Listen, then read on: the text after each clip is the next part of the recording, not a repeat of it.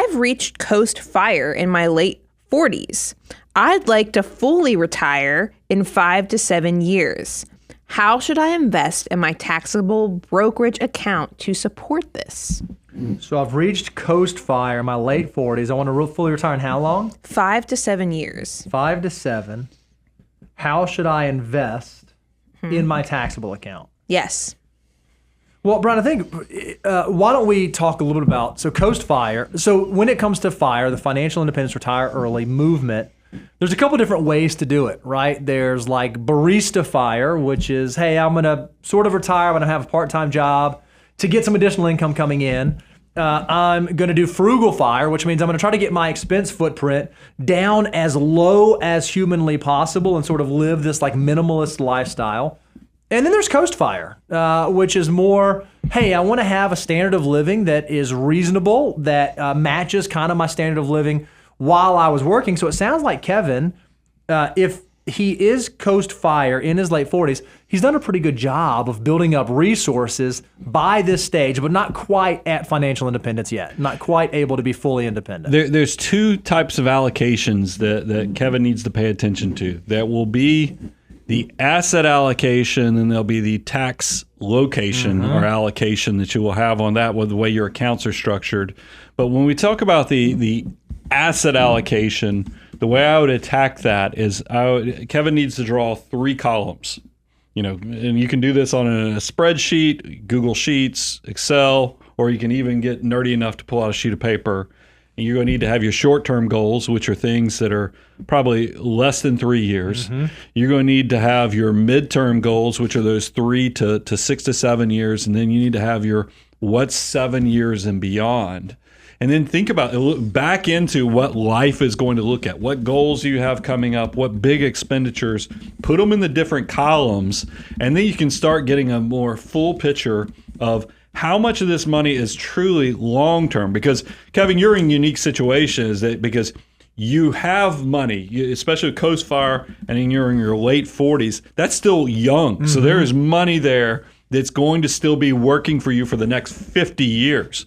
That 50-year money doesn't need to be locked down into super conservative stuff, but you have things that 5 to 7 years from now, it's going to look more like what a 60 or 65-year-old would need. So it needs to be planned for accordingly by the way the asset allocation works. And that's why I love when you can break your money between short-term, midterm, and then long-term goals. You can get to a visual of how you create those different buckets and then how do you integrate them. And that moves to the next step of the tax location. What do you have to work with? Do you have a bunch of traditional 401ks where you're already going to have trouble getting access to that money until you're 59 and a half? Or do you have a 401k? Even that's going to be 59 and a half because if you're leaving the workforce in your 40s, the 55 rule is not going to come and pertain.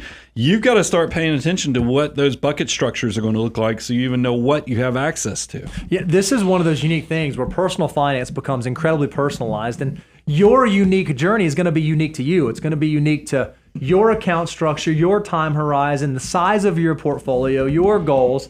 This might be one of those unique instances where you find yourself saying, man, I really wish that I had a second set of eyes. I wish I had a co-pilot to help me navigate this because this is my only retirement and my first retirement. Man, wouldn't it be great if someone could step in who's helped people work through situations similar to mine and give them guidance and counsel? And that's exactly what the abundance cycle is. We want you to come learn and apply all the teachings that we give you, but when your life reaches a complexity point or when the financial decisions that you make are so great that you have to know that you're making the right ones, we would love for you to consider taking the relationship to the next level. That's your situation is that kind of situation we help people navigate every single day. So if that's something that might make sense to you that you're interested in, I'd encourage you go to moneyguy.com, work with us, aboundwealth.com, work with us, and we'd love to start to have that conversation. Well, I think about it because I never know what people's account structure is, but I mean, I have had a lot of people come across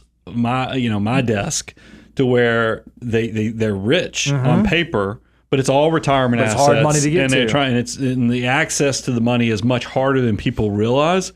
You got to get really creative on how you structure whether it's a 72T like but annuity structure or what, but there are things there's so much I need to know on how this account is structured and where the access points are and what the need is. Is there going to be even some income sources, from other things? Because I also think about like military people. I have a lot of military relatives.